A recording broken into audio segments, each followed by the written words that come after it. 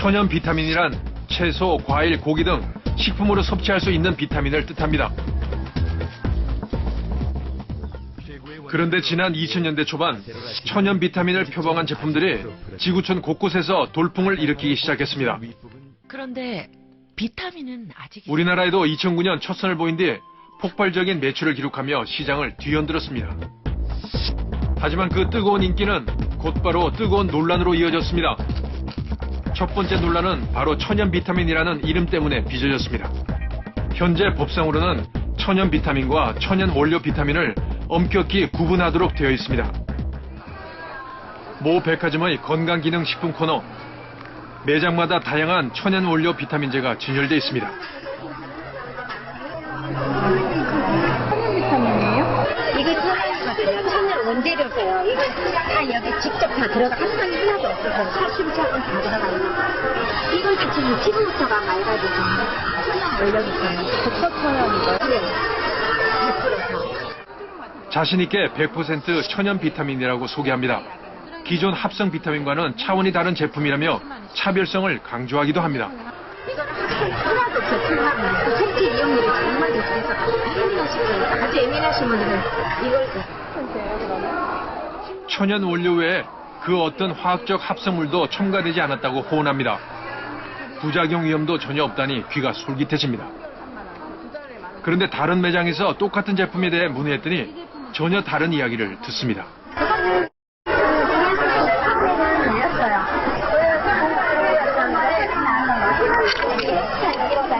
걸려갖고 시동 조치 받아서 그 다음에는 천연 비타민이 아니고 천연 원료의 비타민이라고 있었어요.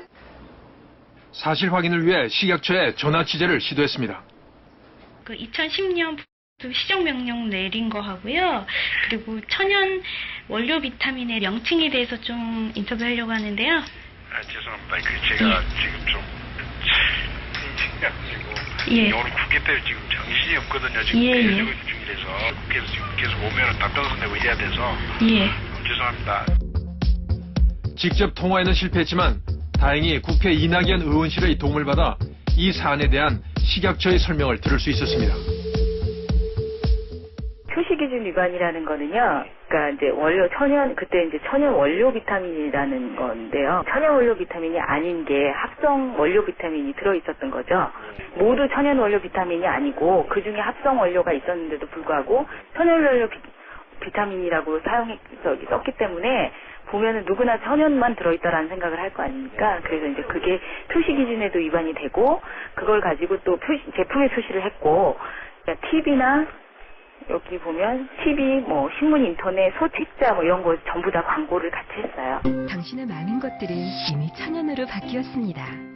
2009년 4월 국내 천연 비타민 돌풍을 몰고 온 한 제품의 광고. 순수한 천연의 이미지로 소비자들의 높은 신뢰를 얻는 데 성공했습니다.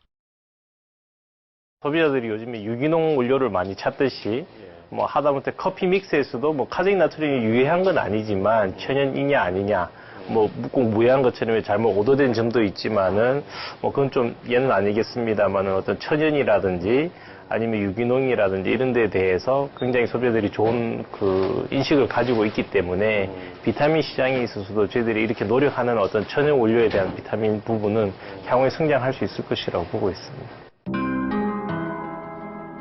그렇다면 천연이라는 단어는 언제 사용할 수 있을까?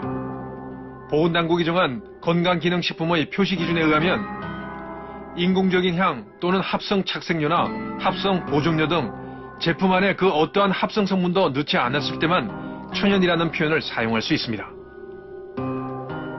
다시 말해 과일이나 채소 같은 천연 원료에서 비타민을 추출했어도 이를 제품으로 만드는 과정에서 합성 물질을 조금이라도 넣었다면 천연 비타민이라는 표현을 쓸 수 없다는 것입니다.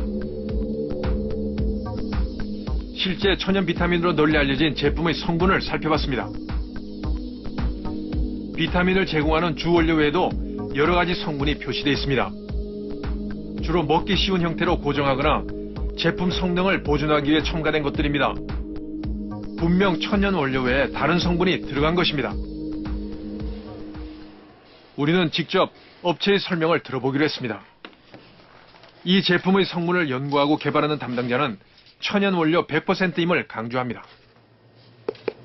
천연 원료 100% 그 자체인 거죠. 단순히 압착을 해서요. 그다음에 그 물 추출해서 건조해서 이런 단순한 어떤 다른 일체의 화학 첨가물이나 화학적 공정을 하지 않고 단순 채소의 어떤 물리적 가공 공정만을 해서 건조 분말로 만들고 있습니다.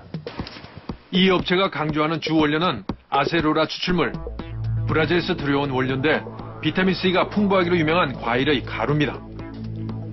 물론 가루를 만드는 과정에서 그 어떤 합성 물질도 넣지 않았으니 같은 비타민C라도 다른 제품과는 원료의 질이 다르다는 주장입니다. 그런데 아세로라를 갈아 만든 천연 원료 역시 알약의 형태로 굳히는 과정에서 고형제가 사용됩니다. 식약처의 기준에 따르면 100% 천연 원료로만 만들어진 것이 아니라 고형제와 같은 다른 물질이 들어갔으니 이 제품 역시 천연 비타민이라고 부를 수는 없다는 것입니다. 그 대신 사용할 수 있는 이름이 바로 천연 원료 비타민. 하지만 이 천연 원료라는 명칭에도 문제가 있다는 지적입니다. 우리나라 법은 1%만 돼도 천연 원료란 말을 쓸 수 있어요. 그러니까 99%는 뭐 다른 거고 이렇게 된다는 거죠. 근데 그런 것들이 다 잘못됐던 것 중에 하나죠.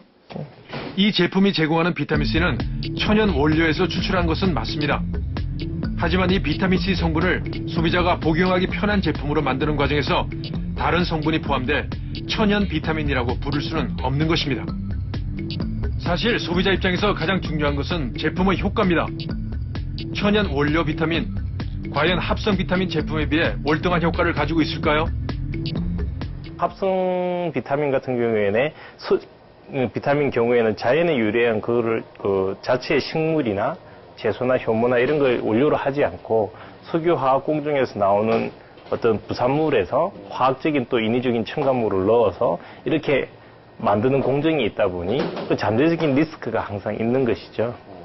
그래서 그런 부분에 대해서 또 훨씬 더 안전한 원료이자 또 몸에 흡수율이 좋은 그런 게 천연 원료 비타민의 장점이 아닌가 싶습니다.